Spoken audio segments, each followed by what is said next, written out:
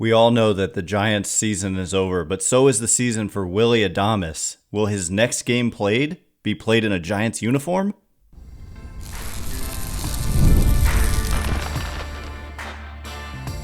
You are Locked On Giants, your daily San Francisco Giants podcast. Part of the Locked On Podcast Network, your team every day.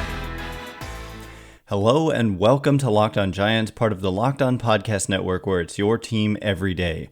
My name is Ben Kaspick, and on the show we provide daily episodes Monday through Friday, talking about the San Francisco Giants in a way that's data-driven and rational, but also simple, passionate, and accessible to all. I'm a former contributor for the baseball statistics and analysis websites Beyond the Box Score and Rotographs. I've been podcasting about the Giants since 2015, been hosting the show for 5.5 years, and I'm a lifelong Giants fan.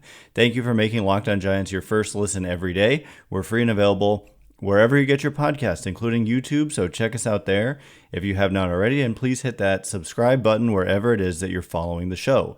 This episode is brought to you by Booking.com. Booking.com, booking.yeah. The right stay can make you a fan of any city, even your baseball rivals. Book today on Booking.com, the official accommodation partner of Major League Baseball. Get the Booking.com app today. And coming up on today's show, I witnessed the season ending for Willy Adames. It was not a fun game for the Milwaukee Brewers. I was there. It was a fun game to witness in general, but not fun for Brewers fans and certainly for the players. But Willy Adames has, when we look at the free agent class when we think about where the Giants are, and we go back and hear what Farhan Zaidi had to say about the Giants' needs going into the offseason, we can take those with somewhat of a grain of salt, given that Farhan Zaidi is no longer here. But some of their needs are rather obvious, and I think that middle infield is the most obvious need that they have. You could possibly say a veteran starting pitcher to go along with Logan Webb, plus all the young pitchers they have, although they do have Robbie Ray, very likely not to opt out of the 2 years, $50 million remaining on his deal. But when we look at the middle infield, you've got Tyler Fitzgerald, who did what he did this season, which was very good, but not enough, in my opinion, to just say, okay, yeah, he's your shortstop moving forward. And so you look at who's a free agent, and Willy Adames is just kind of probably the guy who makes the most sense from a logical kind of on paper fit like perspective. And he just makes so much sense in so many ways. And I'm going to explain why.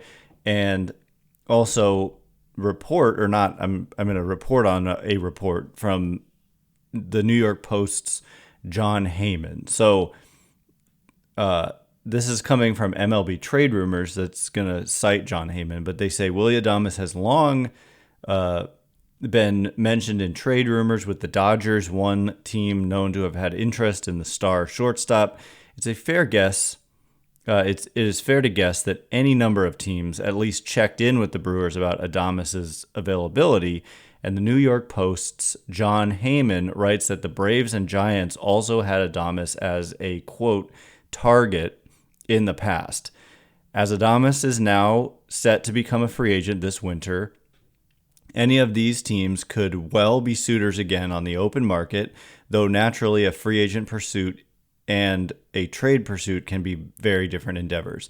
So specifically speaking to the Giants, MLB Trade Rumors writes, Tyler Fitzgerald hit well in his rookie season, but was a subpar defender as the Giants' primary shortstop in 2024, which, by the way, that was not by design. It just kind of happened with the performance of Fitzgerald and the lack of performance by other players who he is not the guy we expected to be the shortstop. I think we thought Marco Luciano had a chance to be that guy, and that definitely just didn't work out that way. Anyway, they continue to say, that said, Fitzgerald has played at 6 different positions during his 2 years in the big league, so it's easy to see San Francisco shift him to another spot on the diamond to accommodate Adames. The Giants have long been eager to bring top-tier free agents to the roster, and with Matt Chapman already signed to a new contract, adding Adames would give the team arguably the league's best left side of the infield. Landing Adames or another big name would be an easy way for Buster Posey to make a splash in his first offseason as the Giants' new president of baseball ops. And so I'm still kind of like in disbelief that the Giants made this move and put Buster Posey in charge as the president of baseball operations. It's just a shocking decision given the lack of experience. I'm, again, not saying I expect him to fail or that I don't think it can work. It's just shocking to me. And basically everybody else in the industry has kind of had the same reaction. There's a lot of former players, though, who are big fans of it, but analysts are a little bit more shocked. But that being said, focusing on Willy Adames, the player, his birthday is September 2nd, so he just turned 29 years old in the beginning of September. So that is relatively young for a free agent of his caliber. And this season, according to Fangraphs, 4.7 wins above replacement, according to Fangraphs, hitting 251, 331 on base, 462 slugging. He had 32 home runs. He stole 21 bases and was caught just 4 times, and graded out as a good base runner as well. And so I wanted to kind of pull up some of the StatCast stuff because and when I say a good base runner, actually 50th percentile sprint speed and 48th percentile base running run value, according to StatCast. And so most of his value came from hitting, which is nice from the shortstop position, but he's been up and down defensively according to outs above average, which is like a StatCast metric. So in 2022, he was at 10 outs above average. In 2023, 16. So he's looking like a great defender here. And then all of a sudden in 2024, just 1 out above average. And if we look at another metric, defensive runs saved, +9 in 2022, +8 in 2023, -16 in 2024. So I'm not sure what exactly was going on defensively, but there's kind of a consensus with defensive runs saved and outs above average that he had a much worse defensive season this year than he had the last couple of years. Although outs above average, StatCast saying that he was mediocre at that position, which still, to be a mediocre major league shortstop still means you're very talented. But defensive runs saves suggesting he was well below average. So he was probably somewhere in between. And also these metrics are, my understanding is, best taken in multiple season samples. And so we kind of, given that he's 29, like unless there's some kind of underlying injury, I wouldn't expect that he's like in some kind of major decline for any reason defensively. And so I don't know, I just kind of did a deep dive into Adames. And one of the things that stands out, first of all, is that if we look at what has been the issue with him, it's actually like lateral movement towards first base. So like moving to his left has been more of an issue than moving towards third base, where he's been really good, coming in on balls where he's been really good. His arm has been very good. And so it's really just been about moving towards the middle. So I don't know exactly what's up with that, but another thing I looked at was his power and how would it play at Oracle. And one of the things we have now is through StatCast, we can see if he played all of his games at Oracle Park, which no player plays all of their games at one park. But if he did, and he hit all of the balls that he hit in the season that he just had, he would have hit 32 home runs. And this says it adjusts for different wall heights, distances, and environmental effects using StatCast park factor data. So,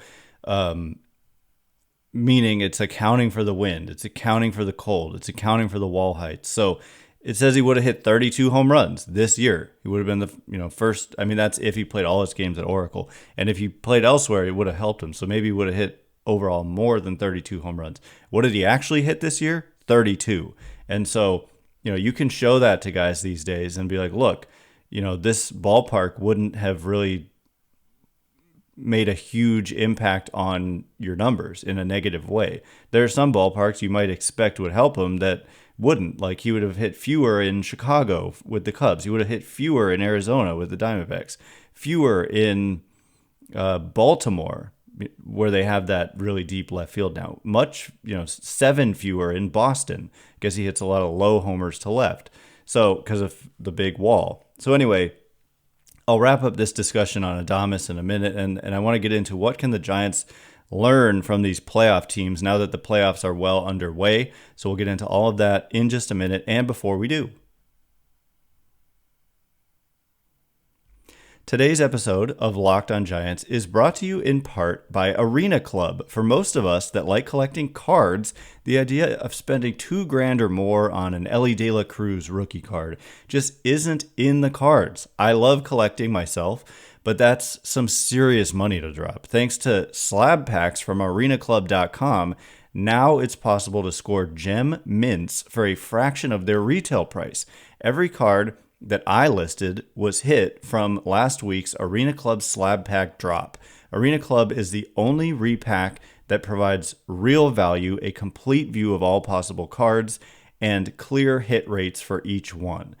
Arena Club slab packs are revolutionizing the repack game with transparency. After your pulls are revealed, they'll immediately be placed in your showroom for safekeeping, selling, trading, or auction. Right now, you can get 10% off your first slab pack or card purchase by going to arenaclub.com/lockedonmlb and use code LOCKEDONMLB. That's arenaclub.com/lockedonmlb, code LOCKEDONMLB for 10% off your first purchase. All right, as promised, we'll wrap up the Willy Adames conversation and get into what can the Giants learn from these playoff teams that, quite frankly, are just playing the game in a way that looks unfamiliar to me. Having, I do watch other teams throughout the season, but if you're watching the Giants every day, watching some of these teams, it's just unrecognizable kind of how they're playing and what they're looking like versus what the Giants have looked like in pretty much each of the last 6 seasons, maybe excluding 2021. But even then, it was a different animal than what we're seeing now.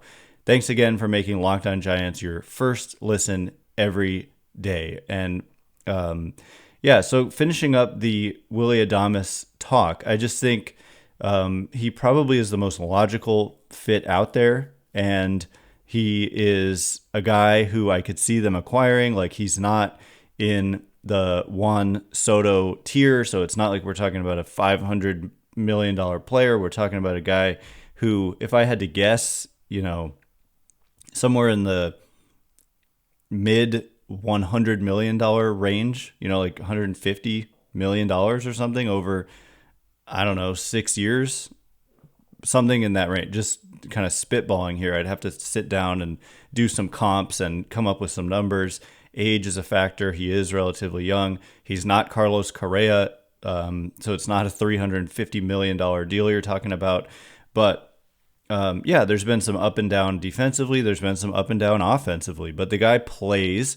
He hits for power, and he plays a crucial defensive position. And having him and Matt Chapman on the left side, that's a good place to start. And he definitely could give them a 30-homer season. Not that that number has any magic to it per se, but the fact that the Giants haven't been able to get to that number since 2004, was it?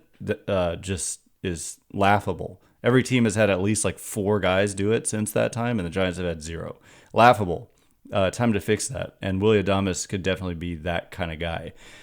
So, I don't know, the breakdown of home runs was something I wanted to present, and I can see his spray chart, and in fact he hits the ball all over the field, including to center. And that's in center field. When they added the bullpens, it became a place where you could get some homers. At Oracle, if you hit it well to center, it's going to go. And you can see it too with Matt Chapman. Like, if you look at his expected numbers at Oracle versus elsewhere around the league, he did as well as he ended up with 27 home runs, and I think that was not the best in the league. Like, and I'll have to pull this up because I'm bringing it up. But yeah, Matt Chapman hit 27 home runs, and if you played all his games in San Francisco, he would have hit 26. And so it didn't really rob him of too many home runs. There's some places where he would have hit in the low 30s,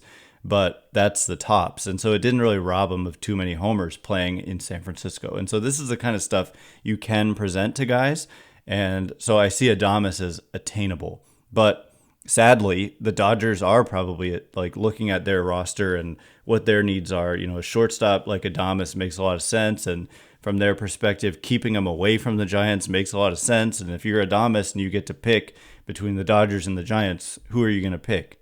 You're probably going to pick the Dodgers. And when I say probably, I mean like all else being equal, you're almost certain to pick the Dodgers if you're Adames. So that is an issue. And then maybe Ha-Sung Kim, and then it's a lesser player, but you know, yada, yada, yada. That's such is life right now for the Giants. But we'll see. Free agency hasn't even opened. We're like a month away from that. But I expect him to be a prime target for the Giants. So moving on, what can the Giants learn from these playoff teams? Well, I guess I'll just start by saying, what am I learning about the Giants and how they need to move forward from watching the postseason? And what I'm seeing is, I mean, yes, you have your like scrappy Tigers and you have the Royals in there, but mostly like when I'm watching the National League side right now and I'm seeing the Dodgers and the Padres and the Phillies and the Mets are a little bit not in the same tier, but the way that they're playing is like with such tenacity. But really the Phillies, the Dodgers, and the Padres, I think are the three best teams right now in baseball, just based on what I'm seeing. And the amount of like star talent and like veteran leadership, you look at the Phillies and like the teams are just like run and driven by the players on the Phillies and the leadership from the players. Like they willed themselves to a win in this crazy game 2 that was just unbelievable to watch. Back and forth, you know, huge haymakers from each team, the Mets and the Phillies in that game. And you look at a Bryce Harper like anchoring that team, and he hit a home run when they absolutely needed it. And like they needed it in that moment, and he was able to deliver as a star player coming up in a huge moment. Like versus what the Giants have been doing, which is like, okay, well, it's, you know, Lamont Wade, but if a lefty comes in, we're going to bring in Austin Slater. You know, it's just a difference. It's just no doubt a difference. But to be fair, they tried to sign Bryce Harper. They offered him, you know, a 12-year contract, and he got 13. You know, like this was in year 1 under Zaidi. So it's not for lack of trying that they haven't ended up with one of these impact players. They definitely tried to sign Aaron Judge. They had an agreement with Carlos Correa. They are doing everything they can to get this kind of player. But it's not just Bryce Harper.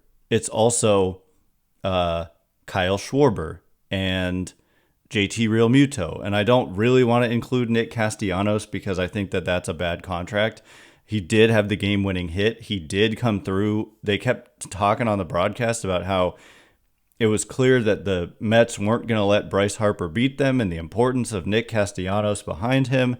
You know, the analytics kind of say that lineup protection isn't really a thing as much as people think it is, and I tend to agree with what the data says.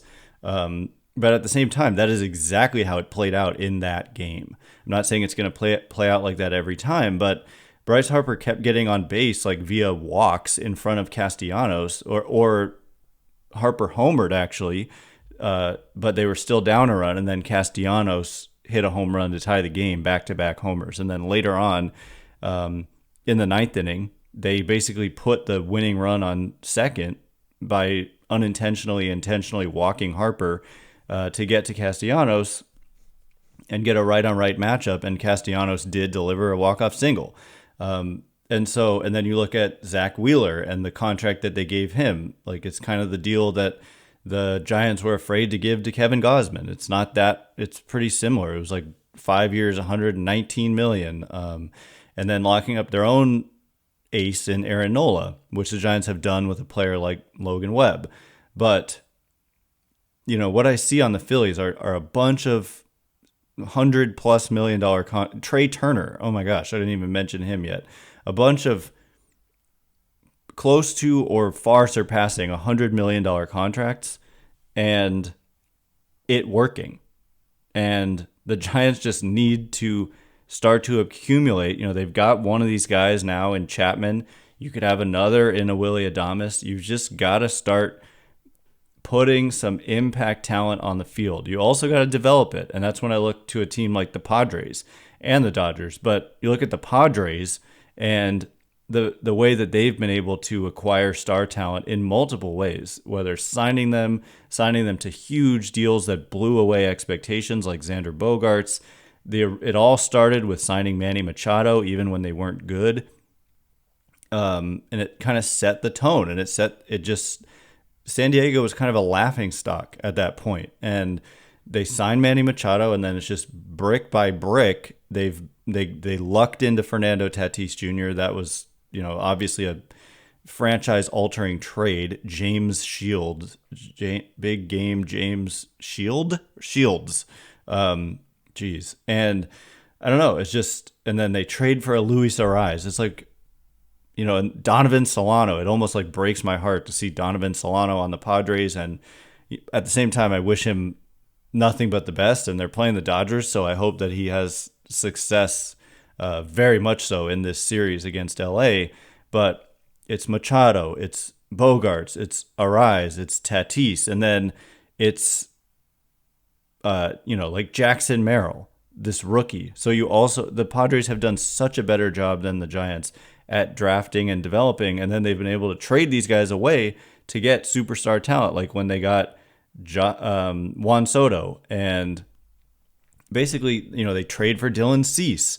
They trade Juan Soto and then get Michael King, and then part of the return for Soto they also use to get Dylan Cease. And so it's just wild what the Padres have been able to do, and the roster that they've been able to put together, and that they are able to trade away from their farm and then continue to have a good farm system. And so, yeah. And then, I don't know. I mean, it's obvious, the Dodgers with Ohtani and Betts and Freeman, it started with an aggressive move to get Betts and then extend him. That's not where it started, but that's where this, influx of ultra elite, big name from the outside type players came from. Betts, Freeman, and then Ohtani. So you got to kind of spend money to make money. Is like, you got to, start the ball rolling somewhere and then build off of it. And I think that's where the Giants are. I think hopefully Posey sees it the same way.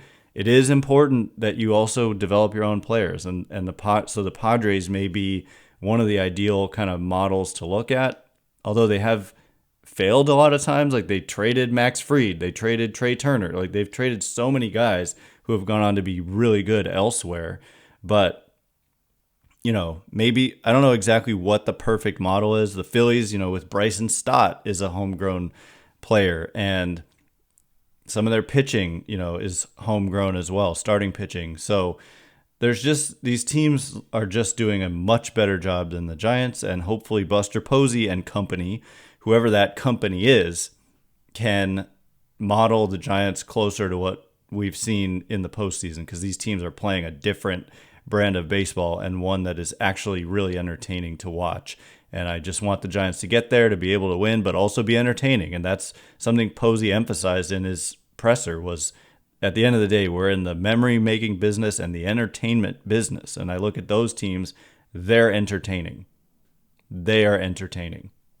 So anyway, coming up in just a minute, who are the Giants going to hire as their GM? What's the latest on that? We'll get into it in just a minute. And before we do,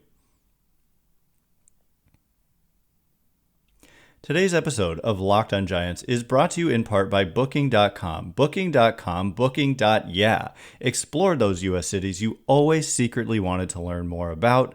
With Booking.com's wide variety of choices across the U.S., you can go incognito to all your baseball rivals' cities. And the postseason is underway, and there's some great locations. I was just in Milwaukee, and I witnessed that epic Game 3, Mets versus Brewers, with the Mets having a dramatic ninth inning 3-run homer by Pete Alonso. It was a ton of fun, and you can do the same. And also that you don't have to go so far. San Diego and LA currently playing. One of them will advance, so we know one of them is going to be in the championship series in the National League. And Petco is a great atmosphere, and Booking.com delivers exactly the right U.S. stay for you. The right stay can make you a fan of any U.S. city, even your baseball rivals. Booking.com, booking.yeah. Today's episode of Locked On Giants is also brought to you in part by FanDuel. Hey, NFL fans, you can start the season with a big return on FanDuel, America's #1 sportsbook. So when you get a hunch in the middle of the game, you can check out the latest stats, view live play-by-play, and so much more on the same page where you placed your bets.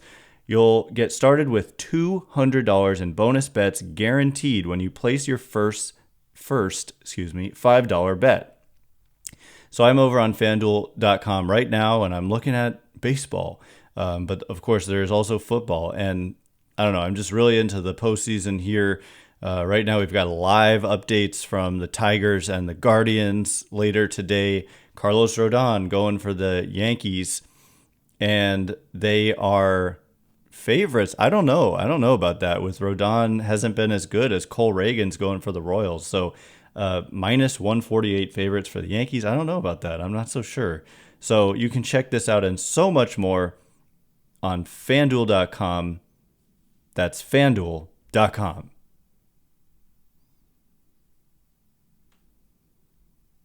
All right, here we go. We are going to get into the latest on the Giants GM search. Thanks again for making Locked On Giants your first listen every day. So what I have written here, and this was before then a news article came out kind of conveniently right in time. If you're on YouTube, you can see that I have written ideal GM under Buster Posey. So I've received some questions like, what is the difference between a president of baseball operations and a GM? What is traditionally the difference, and how might that be different than traditional with Buster Posey? And so, to answer that question as concisely as possible, president of baseball operations is kind of just like a made up title that is like the new GM. It used to just be GM, and then they like created this position above GM that essentially is the GM.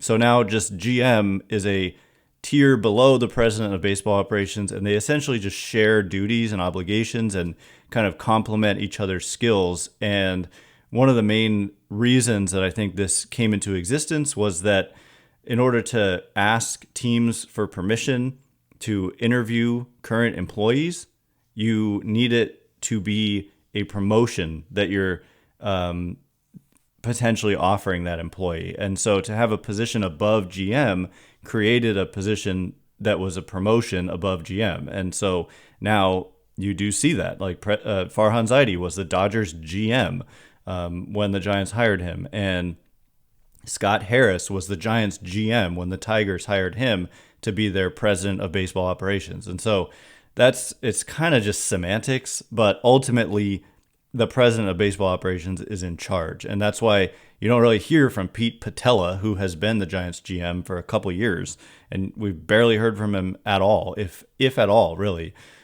And so anyway, that's kind of the deal. And I do expect it to be different under Buster Posey. I expect the GM to take on probably more responsibility, be a little bit perhaps more public than, like, we barely ever heard from Pete Patella or Scott Harris when they were GM of the Giants. And I would expect and hope that whoever is chosen to be Posey's GM is a little bit more out front and center, because Posey doesn't have experience. And so this GM needs to be able to handle a lot, and will, in a perfect world, be able, or they'll have a lot of responsibilities that are not just kind of behind the scenes, but are more very involved, and that Posey has the final say, but the GM is someone that he's going to lean on heavily in an ideal world, in my opinion. So the San Francisco Chronicle came out with a piece right before we started recording.